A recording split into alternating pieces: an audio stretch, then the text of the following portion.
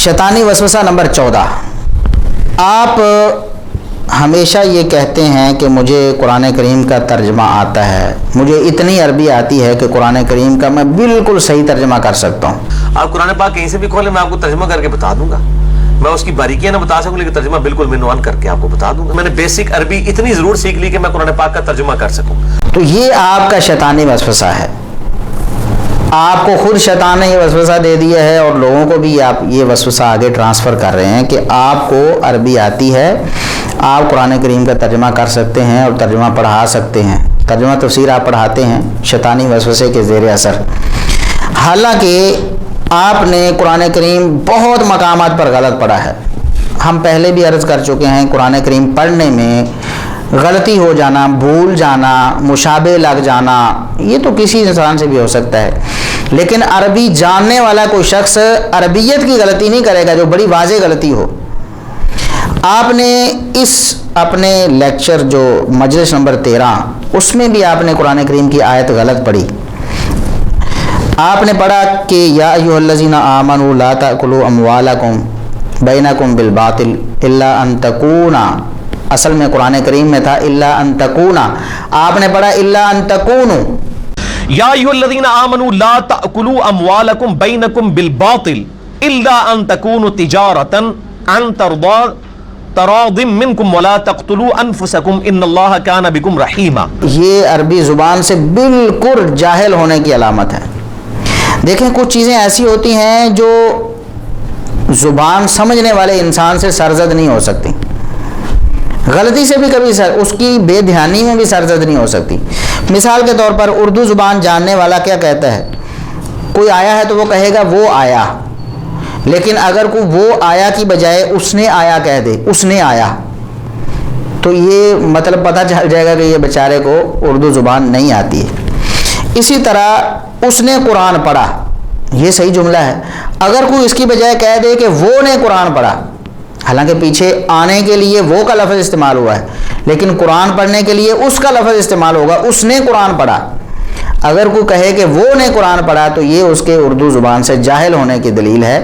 कोई बंदा भी उसने आया या वो कुरान पढ़ा, वो ने कुरान पढ़ा, ये जुमले सुनकर ये नहीं कह सकता कि इस शख्स को उर्दू आती, वो फ़ौरन कहेगा ये बेचारा उर्दू नहीं जानता, इसलिए इतनी बड़ी गलती कर रहा है। ये बहुत बड़ी जहालत है ये तो उर्दू ज़ुबान से।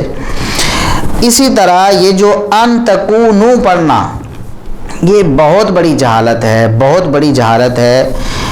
इतनी बड़ी जहालत के हमारे मदारस में पढ़ने वाले जो मुब्तदी तालिब इल्म होते हैं, जिन्होंने कुछ महीने ही अभी मदरसे में पढ़ा होता है, वो भी ऐसी गलती नहीं करते। उन्हें भी पता चल चुका होता है कि अन जो है वो हुरूफ़ नासबा में से जो फ़ेल मुज़ारे को नस्ब देते हैं और उसके बाद तकूनु नहीं हो सकता, तकूना ही होगा। अन नासबा के बाद हमेशा तकूना होगा, तकूनु नहीं हो सकता। अगर आपको अरबी ज़ुबान आती होती, अरबी ज़ुबान पूरी आना तो दरकिनार, अगर आपको इब्तदाई कुछ कवायद भी आते होते तो आप कभी भी इल्ला अन तकूनु ना पढ़ते। तो फिर आपका ये दावा कैसे दुरुस्त हो सकता है कि मुझे इतनी अरबी आती है कि मैं कुरान करीम का मिनवान सही तर्जमा कर सकता हूँ? ये दावा आपका बिल्कुल गलत है। ये आपको शैतान ने वसवसा डाला है और आप लोगों को यही वसवसा आगे बयान करते हैं। इसी तरह आपने कुरान करीम की एक आयत पढ़ी, उसको भी आपने गलत पढ़ा है। सूरतुल इसरा की आयत नंबर 42, कुल लौ काना माअहू आलिहतुन कमा यक़ूलून इज़ल लब्तगौ इला ज़िल अर्शि सबीला। कुरान करीम की आयत थी, तो यहाँ कुल लौ काना माअहू आलिहतुन, आलिहतुन का लफ्ज़ था, तो आपने उसको 2 दफ़ा गलत पढ़ा। पहले आपने उसको पढ़ा कि कुल लौ काना माअहू इलाह, लौ काना माअहू इलाह। चलो ये गलती तो अरबी जानने वाले से भी हो सकती है कि चलो आलिहतुन की जगह उसने इलाह पढ़ लिया। आलिहतुन जमा है, इलाहुन वाहिद है, तो अल्लाह के साथ अगर ज़्यादा इलाह होते तो उसने कहा पढ़ते वक्त ये गलती कर दी कि अल्लाह के साथ अगर कोई और इलाह होता। ये गलती तो अरबी जानने वाले से हो सकती, लेकिन आपने उसको सही करते वक्त आप ऊपर देखकर पढ़ रहे थे ना, ऊपर देखकर जब आपने दोबारा उसको पढ़ा तो उससे बड़ी गलती कर दी, और ऐसी गलती कर दी जो अरबी जानने वाले से बिल्कुल हो ही नहीं सकती। लौ काना माअहू इलाह, नबी अलैहिस्सलाम الہۃ کما یقولون اذا لابتغوا الی ذی العرش سبیلا. آپ نے کیا پڑھا؟ قل لو کان معہ الہۃ، استغفر اللہ نعوذ باللہ. اس کا معنی کیا بنے گا؟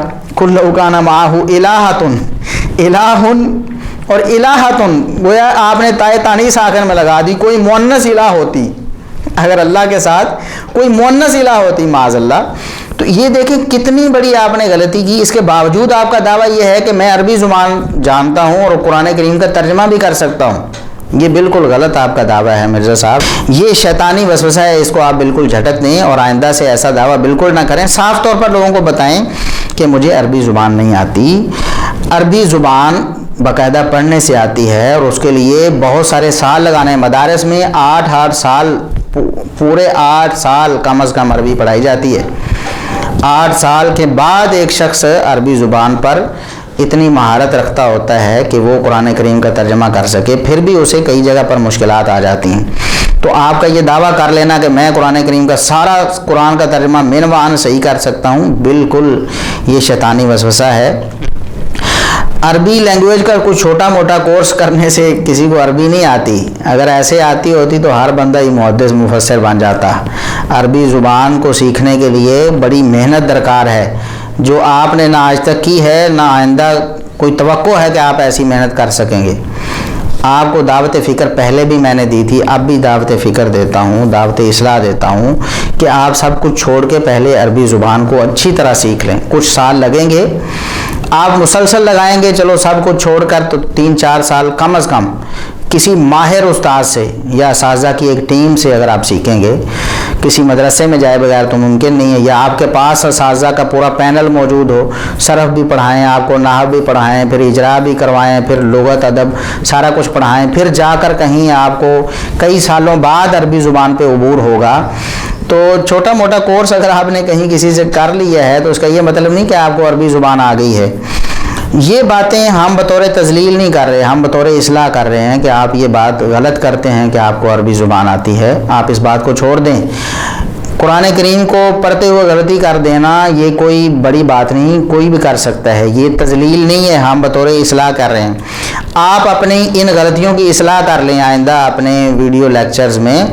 ہمیں کریڈٹ نہ دیں، ہمیں کوئی اس پر کوئی شکوہ کوئی گلہ نہیں ہے. حالانکہ آپ خود کہتے ہیں کہ جس کی وجہ سے بندے کی اصلاح ہو اس کے بارے میں لکھنا چاہیے کہ یہ رجوع ڈیو ٹو فلاں ہے.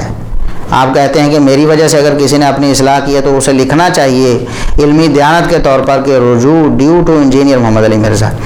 تو آپ کو بھی اپنے قاعدے کے مطابق اس بات پر ندامت ہونی چاہیے کہ آپ اپنی اصلاح کریں اور بعد میں یہ لکھیں کہ رجوع ڈیو ٹو حافظ ابو یحییٰ نور پوری. لیکن یہ ہمارا مطالبہ نہیں.